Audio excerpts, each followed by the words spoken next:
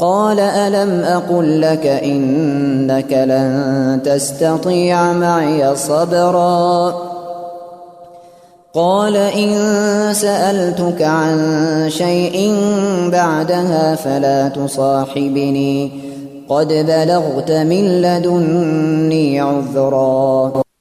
السلام علیکم ورحمۃ اللہ وبرکاتہ۔ پارہ نمبر 16 نحمدہ ونصلی علی رسولہ الکریم، اما بعد فاعوذ باللہ من الشیطان الرجیم۔ 16ویں پارے میں موسیٰ اور خضر کا قصہ ہے، جس کے اندر ہمیں تقدیر پر راضی رہنے کا سبق بھی ملتا ہے، اور یہ بھی پتہ چلتا ہے کہ بعض دفعہ زندگی میں ایسے حالات اور واقعات پیش آتے ہیں کہ انسان ان کی حکمت نہیں سمجھ پاتا، لیکن بعد میں پھر پتہ چلتا ہے کہ اس میں کیا حکمت تھی۔ ایک ایمان والے کا کام کیا ہے؟ اللہ کے فیصلوں پہ راضی رہے۔ پھر یہاں یہ بھی پتہ چلتا ہے کہ بعض دفعہ چھوٹا سا نقصان قبول کر لینا چاہیے، کیونکہ وہ انسان کو بڑے نقصان سے بچا دیتا ہے۔ ایک اور بات بھی پتہ چلتی ہے کہ ماں باپ نیک ہی کیوں نہ ہو تو بچوں کی صورت میں ان کو آزما لیتا ہے۔ پھر اس میں ایک اور چیز پتہ چلتی ہے کہ انسان کو دوسروں کے ساتھ ون سائیڈڈلی احسان کا رویہ اختیار کرنا چاہیے۔ یتیموں کے مال کی بھی اللہ تعالیٰ حفاظت کرتا ہے، اور ماں باپ کی نیکی بعد میں بچوں کے کام آتی ہے، یہ بھی یہاں سے پتہ چلتا ہے۔ اور سب سے بڑھ کر جو یہ ہے کہ انسان اللہ کے ہر فیصلے کو مانے۔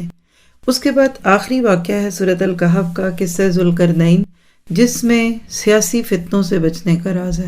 اللہ تعالیٰ نے مختلف لوگوں کو دنیا میں حکومت کا موقع دیا۔ کچھ لوگ اپنے اس عہدے کو ایک نعمت سمجھتے ہیں اور انسانوں کے نفع کے بن جاتے ہیں، اور دنیا میں اللہ کے قانون کو نافذ کرتے ہیں۔ کچھ اس سے برعکس ہوتے ہیں۔ ذوالقرنین نیک بادشاہ تھے، اللہ نے ان کو ریسورسز دی اور انہوں نے ریسورسز یوز کیے۔ یہ امت مسلمہ کو بھی سبق ہے کہ آج کے دور میں جدید ریسرچز سے فائدہ اٹھاؤ، آگے بڑھو، دنیا میں بھی آگے جاؤ، اور اللہ کے معاملے کو بھی دنیا کے کونے کونے تک پھیلا دو۔ تو ریسورسز کو یوز کرنا چاہیے، کیونکہ اللہ نے ہم انسانوں ہی کے لیے پیدا کیے ہیں۔ پھر دوسری بات یہ ہے کہ بعض دفعہ مال ہی کافی نہیں ہوتا، مین پاور بھی چاہیے ہوتی ہے۔ کچھ لوگ چندہ دے کر یا دین کے نام پر کچھ خرچ کر کے مطمئن ہو کے بیٹھتے ہیں کہ چلیں کوئی بات نہیں، ہم کچھ تو کر رہے ہیں۔ نہیں، اللہ نے ہماری جانیں بھی خریدی اور ہمارے مال بھی خریدے۔ سورۃ توبہ میں ہم یہ بات پڑھ چکے۔ پھر اس میں ایک اور چیز پتہ چلتی ہے یاجوج ماجوج کے بارے میں، جو بہت بڑا فتنہ ہوگا۔ آپ دیکھیے کہ فتنوں کا دروازہ تو کھلا ہوا ہی لگتا ہے۔ اللہ کے نبی صلی اللہ علیہ وسلم تو اپنی زندگی میں ایک دفعہ گھبرا کے اٹھ گئے، تو آپ کی زوجہ نے پوچھا کہ کیا ہوا؟ تو آپ نے فرمایا کہ یاجوج ماجوج نے اس دیوار میں ایک انگلی کے برابر سوراخ کر لیا ہے، تو اب وہاں سے فتنے آئیں گے۔ تو یہ جو آج نئے دن نیا فتنہ، اور ہر سال ہر مہینے میں کچھ نہ کچھ نیا ایشو چلتا رہتا ہے، یہ انہیں فتنوں کے دروازوں کے کھلنے کی طرف اشارہ بھی ہے۔ پھر اس کے بعد سورۃ الکہف کا آخری حصہ شروع ہوتا ہے، جو بہت خوبصورت طریقے سے انسان کو اس بات کی فکر لگا دیتا ہے کہ دنیا میں کام کرنا ہی مقصد نہیں ہے، یہ بھی دیکھیں کہ ٹھیک کام کر رہے ہیں، دین سمجھ کر جس چیز کو اپنایا ہوا کیا واقعی وہ دین ہے بھی۔ اور جن لوگوں کی آنکھیں دنیا میں اللہ کی یاد سے غافل رہیں، قیامت کے دن وہ بڑی حسرت کا شکار ہوں گے۔ اور سب سے بڑی بات دکھاوا اور ریاکاری سے بچنے کی ضرورت ہے۔ ایمان والوں کو اللہ تعالیٰ نے جنت الفردوس کی خوشخبریاں دی۔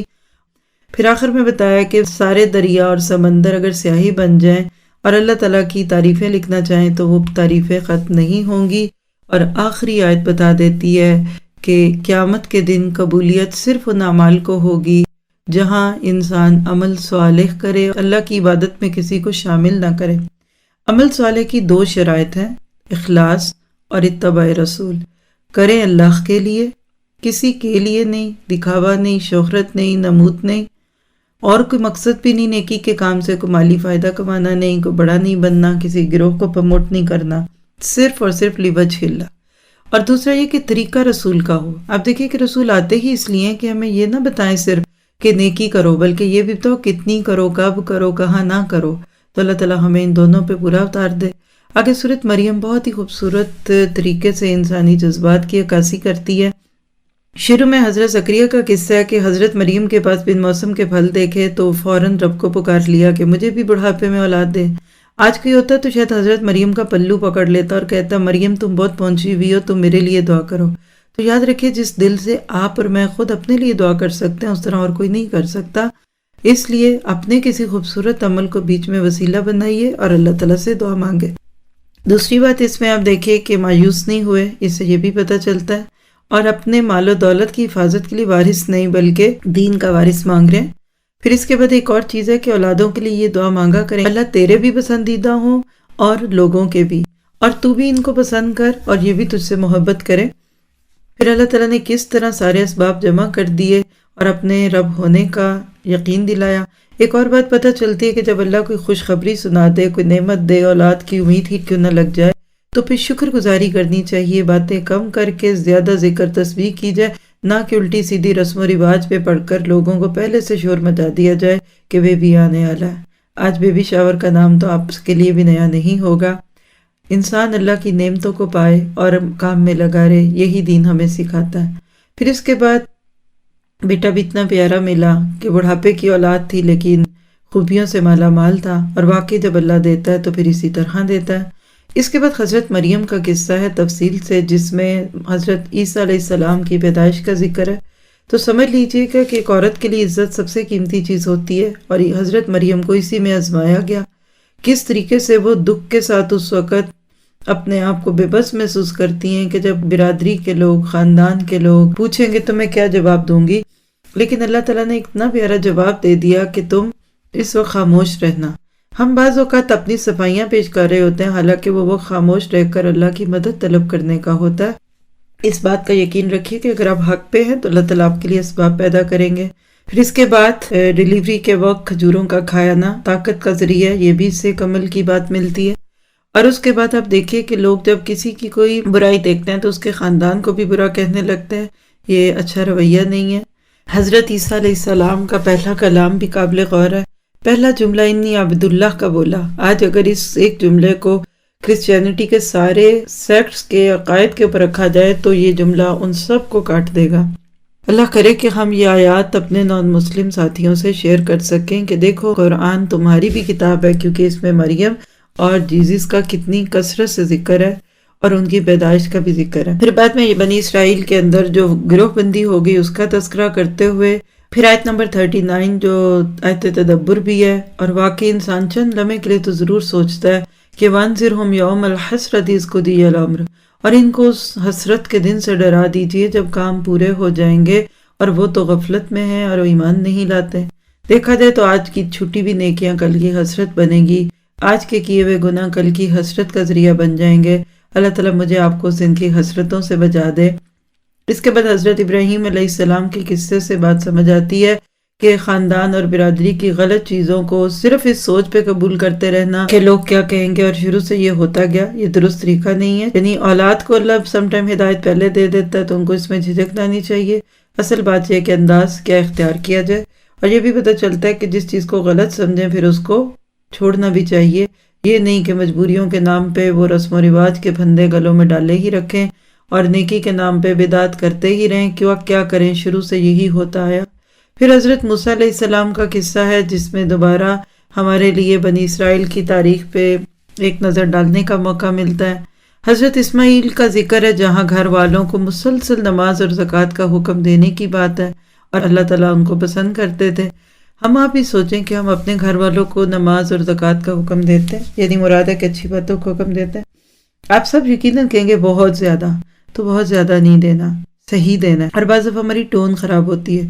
مثلا آپ دیکھیے، آپ اپنے بچے کو کہتے ہیں اٹھو بیٹا نماز پڑھو، تھوڑی دیر نہیں اٹھا پھر کہتے ہیں بیٹا اٹھو نماز پڑھو، ہماری ٹون بدلنے لگتی ہے، بعد میں ہم تانے دینے لگتے ہیں، ہم نیچے بیٹھ کر اوپر چیخ رہے ہیں، اوپر بیٹھے نیچے آوازیں دے رہے ہیں۔ یہ درست طریقہ نہیں ہے، یہ چیز دوسروں کو اللہ کے دین سے دور کر دیتی ہے، پھر وہ چڑ جاتے ہیں، وہ کہتے ہیں اب یہ چپ کریں گے، جب یہ سوئیں گے تو پھر ہم اٹھیں گے، اور اب پھر نیند لگ جاتی ہے اور صبح آنکھ کھلتی ہے۔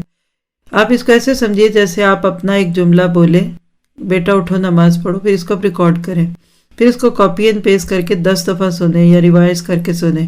آپ دیکھیں گے کہ آپ کی ریکارڈنگ سیم بات ایک ہی ٹون میں کہے گی، بیٹا اٹھو نماز پڑھو، بیٹا اٹھو نماز پڑھو، بیٹا اٹھو نماز پڑھو۔ اس طرح بات کیجیے۔ اگر آپ کی ریکارڈنگ بعد میں تیزی سے بولنے لگے، غصے سے بولنے لگے، تو آپ گھبرا جائیں گے، اس کو کیا ہو گیا۔ اور کچھ اسباب ایسے بنا دیجئے کہ بستر سے اٹھنا آسان ہو، لائٹ جلا دیجئے، گرمی ہے تو اے سی بند کر دیں، سردی ہے تو ہیٹر بند کر دیں، اور پاؤں دبانے شروع کر دیں، بالوں میں انگلیاں پھیرنی شروع کر دیں۔ اپنے لمس کے ساتھ لوگوں کو احساس دلائیں کہ اس وقت بستر سے اٹھنا بہتر ہے، کیونکہ الصلاۃ خیر من النوم، اور اللہ تعالیٰ ہمیں اس کی توفیق عطا فرمائے۔ پھر اس کے بعد انبیاء کرام کے تذکرے کے بعد آیت نمبر 59 میں کہا کہ ان کے بعد ایسی اولادیں پیدا ہو گئیں کہ ادا الصلاۃ، جنہوں نے نمازیں ضائع کر دی، وجہ کیا تھی؟ واتبعوا الشہوات، خواہشوں کی پیروی۔ ایسے لوگ جہنم میں غی سے ملاقات کریں گے، جو ایک پیپ اور گندگی کی ندی ہے، اللہ تعالیٰ سب کو بچائے۔ تو آپ دیکھیے کہ بہت ساری ہماری نمازیں ہماری خواہشوں کے پیچھے ہی جاتی ہیں۔ سونے کی خواہش فجر لے جاتی ہے، کھانے کی خواہش ظہر لے جاتی ہے، بازاروں میں گھومنے کی خواہش عصر لے جاتی ہے، جلدی جلدی کام نپٹا لوں یہ ہم سے مغرب لے جاتی ہے، اور سارے دن کے کام کر کے تھک چکی ہوں تو بعض دفعہ اس سے عشاء چلی جاتی ہے۔ اگلی ہی آیت میں توبہ کے بعد اصلاح کی بات کر کے خوش کر دیا گیا کہ ابھی بھی کچھ لیٹ نہیں، زندہ ہو، اللہ تعالیٰ تمہارے لیے آسانیاں کرے گا۔ جی، اس کے بعد آیت نمبر 71 قابل توجہ ہے۔ اس میں اللہ سبحانہ تعالیٰ نے کیا فرما دیا کہ تم میں سے ہر ایک کو جہنم کے اوپر سے گزرنا ہے۔ وَإِن مِّنكُمْ إِلَّا وَارِدُهَا، پل صراط کی طرف اشارہ ہے، اور حقیقت ہے کہ پل صراط انسان کے لیے ایک آخری گھڑی ہے جہاں اس کا حساب کتاب ہوگا، بالکل جہنم کے اوپر رکھا جائے گا۔ اللہ تعالیٰ اپنی شان سے نیک لوگوں کو وہاں سے ہوا کی طرح اور بجلی کی طرح گزار دیں گے۔ لوگ اپنے اعمال کے مطابق گزریں گے۔ اب آپ کہیں گے یہ کیسے ہو سکتا ہے، آگ کے اوپر سے گزریں تو آگ نہ لگے؟ تو دنیا میں دیکھیے کہ لکڑی کو آگ لگ جاتی ہے، پلاسٹک کو لگ جاتی ہے، لیکن لوہے کی تاریں جو ہوتی ہیں آپ اس کو دیکھیں تو زیادہ ٹیمپریچر چاہیے ہوتا ہے، فولاد کو اس سے بھی زیادہ چاہیے ہوتا ہے۔ تو آگ بھی اللہ کی بندی ہے، جیسے حضرت ابراہیم کے لیے ٹھنڈی ہو گئی اسی طرح ایمان والوں کے لیے ٹھنڈی ہوگی۔ بجلی کی رو دیکھ لیجئے، دھات میں سے گزر جاتی ہے، پانی میں سے گزر جاتی ہے، لیکن پلاسٹک میں سے نہیں گزرتی، اسی لیے ہم وائرز کے اوپر پلاسٹک کوٹنگ کروا دیتے ہیں۔ تو یہ اللہ کا کام ہے، اس پہ مجھے آپ کو نہیں غور کرنا، مجھے آپ کو یہ دیکھنا ہے کہیں میرے اندر کوئی ایسی چیز تو نہیں جس کو پل صراط کے ڈائسیکشن روم میں جا کر ختم کیا جائے۔ حرام کا پلا ہوا خون وہاں جا کے نچوڑا جائے گا، وہاں انسان کے دلوں کے کینے، بغض اور گندگیاں دور کی جائیں گی، اور اللہ تعالیٰ آپ کو مجھے اس سے پہلے ہی توبہ کرنے کی توفیق دے کہ مرنے کے بعد اللہ تعالیٰ ہمیں کوئی تکلیف نہ دے، دنیا میں ہی ہمیں ہمارے گناہوں کے کفاروں میں پھڑ چڑھ کے نیکیاں کرنے والا بنا دے۔ پھر اس کے بعد ان لوگوں کی بات ہے جو اپنی محفلوں کی بڑائی کی بات کر کے لوگوں میں بڑا بننا چاہتے ہیں، اور اپنی پارٹیز اور اپنے ڈرائنگ رومز اور اپنے فرنیچر کی بڑائیاں بیان کرتے ہیں۔ اس کے برعکس کچھ لوگ ایسے ہیں جن کی ہدایت دن بدن بڑھتی جاتی ہے، جیسے ماشاءاللہ آپ کی بڑھ رہی ہے، ہر پارے کے بعد آپ اگلے پارے کا انتظار کرتے ہیں، ہم اور سنتے ہیں، پھر تراویح بھی سنتے ہیں۔ یہ سب کل قیامت کے دن کیا ہوگا؟ والباقیات الصالحات، آیت 76 سے پتہ چلتا ہے۔ تو چھوٹی سی زندگی میں زیادہ نیکیاں کر کے انسان اپنے آپ کو اللہ تعالیٰ کے پاس سرخرو کر لے۔ پھر اس کے بعد سورت کا اینڈ بڑا خوبصورت ہے، کیسے ایمان والوں کو اللہ کے ہاں وفد کی صورت میں لے جانے کی بات ہے، اور اللہ تعالیٰ ان کا میزبان بنے گا۔ اس کے برعکس مجرم پیاسے اونٹوں کی طرح جہنم کی طرف ہانکے جائیں گے۔ اللہ تعالیٰ مجھے آپ کو برے انجام سے بچائے۔ سورۃ طٰہٰ بڑی ڈیلیکیٹ سورت ہے۔ سورۃ طٰہٰ حضرت عمر کے لیے ایک بیج ثابت ہوئی تھی جس سے پھر ایمان کا پودا ہوگا۔ ہمیں بھی اس کو دیکھنا ہے، اس پوری سورت کو اگر آپ بس اس اینگل سے دیکھ لیں کہ اس میں اللہ تعالیٰ نے قرآن کا تذکرہ کر کے حضرت موسیٰ کی کہانی سنا کر ہمیں یہ بتا دیا کہ یہ قرآن تمہاری زندگیوں کو مشکلوں میں ڈالنے والا نہیں ہے، یہ آسانیوں والا قرآن ہے، صرف یہ کہ تم اس کا مزاج تو سمجھ جاؤ۔ اور ساتھ ہی پھر رب اشرح لی صدری ویسر لی امری واحلل عقدۃ من لسانی یفقہوا قولی، آیت نمبر 25 سے اگلی چند آیتوں میں یہ دعائیں سکھائی گئیں، مجھے آپ کو بھی پڑھنی چاہیے تاکہ لوگ ہماری بات سمجھیں۔ ہم جس سے بھی کوئی اچھی بات کریں، دین کی یا دنیا کی، تو اللہ تعالیٰ ان کو سجھا دے ہماری بات، اور ہمارے گھر والوں کو اللہ تعالیٰ ہمارا معاون بنا دے دین کے معاملات میں۔ پھر اس کے بعد آپ دیکھیے کہ فرعون کا وہی کردار ہے جو پچھلی صورتوں میں بھی ہم نے بہت ڈیٹیل سے پڑھا، کس طریقے سے اس کو سمجھ نہیں آئی حالانکہ موسیٰ خود موجود ہے۔ تو جس کے اندر ہدایت کی طلب نہیں ہوتی نا، ان کو اس چیز سے کوئی زیادہ فائدہ نہیں ہوتا۔ پھر اس کے بعد جادوگروں کا کردار دیکھیے، صرف سنا اور مان گئے۔ نیا ایمان جوش والا تھا، فرعون کی دھمکیوں سے بھی نہیں ڈرے، کہا جو کرنا ہے کر لو۔ آج بھی دیکھیے جو بون مسلم ہیں نا، وہ ٹھنڈے ہو رہے ہیں، وہ بس ایک ہی کام میں لگے ہوئے، دنیا کیسے بڑھے، بچوں کی شادیاں کیسے کریں، گھر کیسے بنائیں، اللہ ماشاءاللہ جن کو فکر لگی ہوئی ہے۔ لیکن عمومی طور پہ دیکھیے جو نیو مسلمز ہوتے ہیں وہ بہت ایمان کے ساتھ کام کرتے ہیں، پہلے دین سیکھتے ہیں، ٹریننگ لیتے ہیں، پھر اس کے بعد دوسروں کو سکھاتے ہیں۔ اور آیت نمبر 74 اور 75 بھی تدبر کے قابل ہے کہ اِنَّهُ مَن يَأْتِ رَبَّهُ مُجْرِمًا فَإِنَّ لَهُ جَهَنَّمَ، جو رب کے پاس مجرم بن کر آئے گا اس کا ٹھکانہ جہنم ہے، نہ مرے گا اس میں نہ جیے گا۔ اس کے برعکس جو ایمان والا بن کر آئے گا اور اچھے عمل کرے گا تو ایسے لوگوں کے بڑے خوبصورت درجے ہیں جنت عدن کی صورت میں۔ تو میں آپ اپنے لیے سوچیں، 3 سیکنڈ ضرور اس پہ غور کیجئے گا کہ میرا ٹھکانہ کیا ہے، میری زندگی کی بھاگ دوڑ کیا دکھا رہی ہے، میں کدھر جاؤں گی۔ اور واقعی سچ ہے کہ دنیا میں پتہ لگنے لگ جاتا ہے کہ ہم کہاں جائیں گے۔ آپ دیکھیں شادی والے گھر میں پتہ چل رہا ہوتا ہے کہ شادی ہو رہی ہے، کوئی پاکستان جانے والا ہے تو اس تیاریاں بتا رہی ہیں کہ یہ سفر کر رہا ہے. بچہ ہونے والا ہو تو کئی نشانیاں نظر آنی شروع ہو جاتی ہیں. تو جنت میں جانے والوں کی بھاگ دوڑ بتا رہی ہے کہ انشاءاللہ وہ جنت میں جائیں گے، اور جہنم والوں کی خواہشوں کے پیچھے اور دنیا کے پیچھے اور حرام حلال کے فرق کے بغیر دنیا کو دونوں ہاتھوں سے لوٹنا بتا رہا ہے کہ یہ جہنم کی روڈ پہ چڑھ چکے ہیں. اللہ تعالیٰ ہم سب کو اپنی اور دوسروں کی اصلاح کرنے والا بنا دے. جی اس کے بعد آپ دیکھیں کہ نبی صلی اللہ علیہ وسلم کو ایک بڑی پیاری دعا سکھائی گئی آیت نمبر 114 میں، وَقُلْ رَبِّ زِدْنِی عِلْمًا. مجھے آپ کو بھی یہ مانگنی ہے. ذرا سوچیے، اللہ کے نبی کو یہ دعا کہی جا رہی ہے، تو مجھے آپ کو تو اس کی بہت ضرورت ہے. کیا کچھ نہیں تھا اللہ کے نبی کے پاس، تو کہ اللہ نے یہ کہا کہ کہیے ربی زدنی مالن، اے اللہ میرا مال بڑھا دے، ربی زدنی بیتن، میرا گھر بڑا کر دے. نہیں، علم مانگا، حالانکہ پہلے بھی تھا. تو علم آئے گا تو باقی چیزیں بھی انشاءاللہ دولت بن جائیں گی. آیت نمبر 124 سے لے کر 126 تک غور و فکر کے لائق ہے. اللہ تعالیٰ کہتے ہیں جو آج میری نصیحت سے منہ پھیرے گا اس کی زندگی اس پہ تنگ کر دوں گا، اور قیامت کے دن اس کو اندھا اٹھاؤں گا. پھر وہ کہے گا میرے رب مجھے اندھا کیوں اٹھایا، میں تو دیکھتا تھا. تو کہا جائے گا اسی طرح تیرے پاس میری آیتیں آئی تھی، پس تو ان کو بھول گیا، تو آج تو بھی بھلا دیا جائے گا. سوچئے ذرا، آج اللہ نہ کرے کوئی میں کہہ دے کہ تم اگلے سال اندھے ہو جاؤ گے، تمہاری آنکھیں چلی جائیں گی، کیا بنے گا؟ تو آج دنیا میں ہدایت سے اندھا بن کے جینا، کل کی اصل اندھے پن کو بلانا ہے. اللہ تعالیٰ مجھے آپ کو اپنی اصلاح کی توفیق دے. آیت 131 میں بتا دیا کہ جب آپ کو اللہ نے دنیا کے اندر دین کی دولت دے دی تو پھر لوگوں کی چیزوں کو دیکھ کر اپنی آنکھیں لمبی نہ کریں. ساری صورت کا اور پورے پارے کا خلاصہ یہی ہے کہ رب کے بن جاؤ، اپنی زندگی کو ایک مقصد کے ساتھ گزارو. اور مجھے آپ کو اللہ سے دعا کرنی ہے کہ اللہ تعالیٰ ہمیں عمل والا بنا دے، صدیقیت کے مقام پہ فائز کر دے. اچھا اخلاق لانا ہے، صلہ رحمی کرنی ہے، فرائض کے ذریعے اللہ کا قرب حاصل کرنا ہے، نوافل کو کثرت سے پڑھنا ہے، اور ساتھ ہی ساتھ ہم نے نیک اولادوں کی دعائیں کرنی ہیں. اور جن کی اولادیں ہیں اللہ تعالیٰ ان کی اولادوں کو بھی نیک کرے، کوشش بھی کرنی ہے. اور سارے معاملات جو کچھ ہم نے اس بارے میں پڑھے اللہ تعالیٰ ہم سب کو اس پہ عمل کی توفیق دے. سورۃ طٰہٰ آیت نمبر 124 سے لے کر اگلی چند آیات، جس میں ایسے شخص کا برا انجام بتایا گیا کہ جو اللہ کی نصیحت سے منہ پھیرتا ہے. فَمَنْ أَعْرَضَ عَنْ ذِكْرِي فَإِنَّ لَهُ مَعِيشَةً ضَنْكًا وَنَحْشُرُهُ يَوْمَ الْقِيَامَةِ أَعْمَىٰ. اور جو ہماری یاد سے یا ہمارے ذکر سے منہ پھیرے گا اس کی زندگی اس پہ تنگ کر دوں گا، اور اس کو ہم قیامت کے دن اندھا اٹھائیں گے. پھر وہ کہے گا میرے رب میں اندھا کیوں اٹھایا گیا، میں تو دیکھتا تھا. کہا جائے گا اسی طرح آتی تھی تیرے پاس میری آیتیں، پس تو ان کو بھلا گیا، آج کے دن بھی تو بھلایا جائے گا. اور یہی سزا دیتے ہیں ہم ہر اس کو جو حد سے بڑھے اور اللہ کی آیتوں پہ ایمان نہ لائے. اور وَالْعَذَابُ الْآخِرَةِ أَشَدُّ وَأَبْقَىٰ. تو آخرت کا عذاب شدید بھی ہے اور باقی رہنے والا بھی ہے. کسی کو دنیا میں کہہ دیا جائے کہ اگلے سال تم نابینا ہو جاؤ گے تو شاید اس کا وہ 1 سال ہی رو رو کے گزر جائے.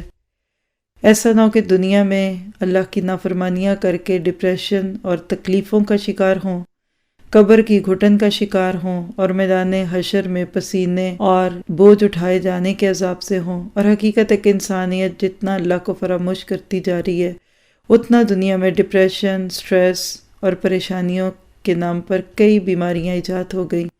اللہ تعالیٰ آپ کو مجھے محفوظ رکھے اور سب کو ان چیزوں سے بچا کے رکھے.